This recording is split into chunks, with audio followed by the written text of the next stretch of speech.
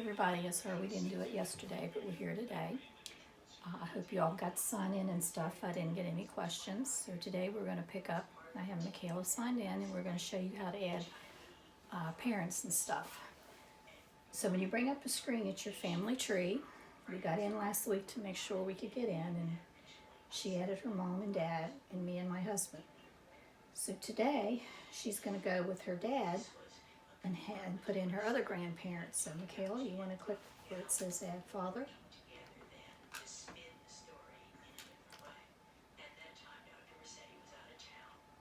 Patience. Okay, you'll get a screen like this. And you just follow the things. And I don't have birth dates on this side of her family, so we're going to put in what we know. Wait. So it's this one up here. I put his Middle name goes right beside of it.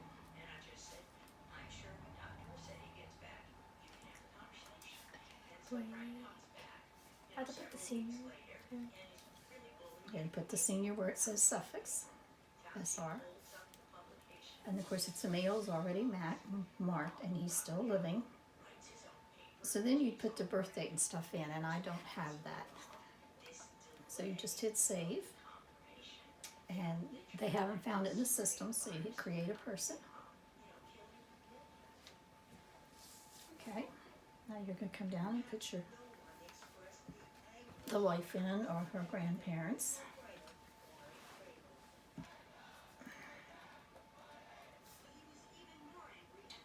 I don't know her middle name, is it there? Yeah, it's right there. Wheat.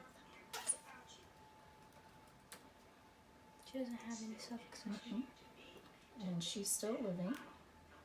I do know her birthday is the 9th. Or is it today? I don't know.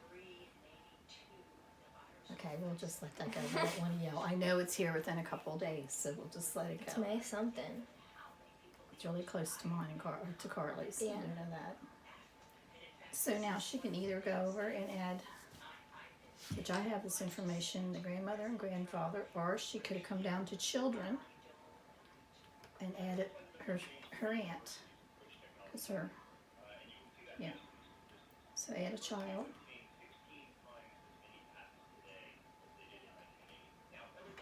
Okay, and this one you're going to do Christine. Do I have Christine in here? I have some of it in there. Yeah.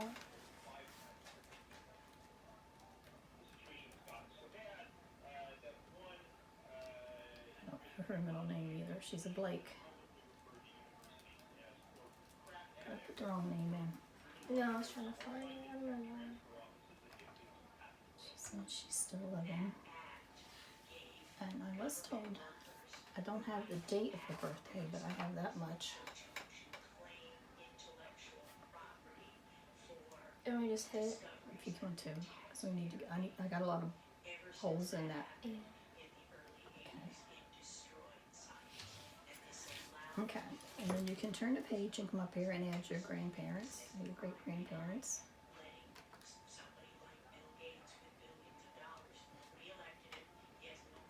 Okay, so turn the page.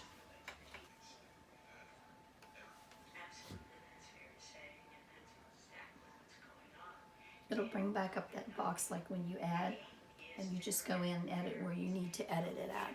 If you need to change your birth date or you need to just add the year, this is where you do it at. And then when you get it done, you just hit save, and then it will save it.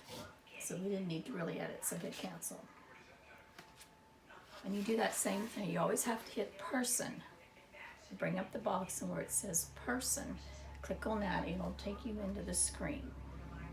And from this screen, you can also, you can scroll down. When you get down here, it has family members, and then you can see 2 screens. Like this is Ann Margaret because she's dark and she's highlighted basically, and her mom, her dad, and her mom. And it shows her as a child, which she has another sister and 2 brothers. I know they're in the system, but for some reason it didn't pull it over. But You can even add children down here once you look at it. Say you're not sure, or you go back 5 generations and you find a kid or somebody talked to, or they had another kid, you can just go right in here. Is where you'll need to go in and add it once you bring the person up. So that's how you add. And over here on the sides, if you want to print a family group sheet, if you want to make a book and make it look nice and you don't want it in your own writing, you can go over here on the side and like a fan chart or a family chart. Let's see if I can bring this up.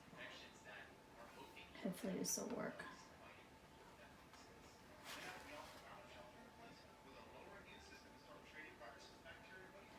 Okay, it'll bring this up and it's already filled in with you.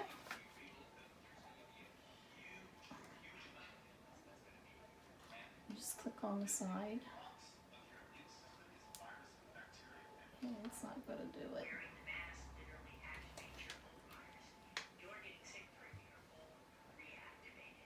Oh, up here it is.